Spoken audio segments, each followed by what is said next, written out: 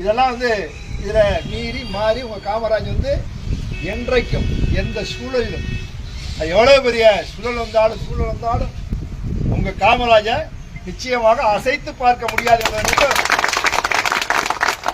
காமராஜுக்கு அதிமுக தான், காமராஜுக்கு எட்டலை தான், காமராஜுக்கு புரட்சித் தலைவர் எம்ஜிஆர், புரட்சித் தலைவர் அம்மா, எடப்பாடியார் தான். எல்லா காலங்களிலும் ஒரு சின்ன சின்ன கருத்து வேறுபாடு பிளவென்பதெல்லாம் கிடையாது. என்ன நமக்கு பெரிய வருத்தம் சொன்னா, ஏதோ தாவேக்காவுக்கு போய் சேர போறாங்க, ஏதோ தவறான பிரச்சாரத்தையும் சில விஷயம் கிளப்பி விட்டாரு. உயிர் போனாலும் அதிமுக விட்டு அந்த அடியல் தப்பமாக என்னை பொறுத்தவரை யாராக இருந்தாலும் சரி, அது எதிர்முனையில் இருந்தாலும் சரி, இல்லை உள்ளுக்குள்ள இருந்தாலும் சரி, விமர்சனங்கள் ஏற்றுக்கொண்டு தான் ஆகணும். யாராக இருந்தாலும் விமர்சனங்களை ஏற்றுக்கொண்டு தான் ஆக வேண்டும். அதுக்கு ஒரு அளவு இருக்கு.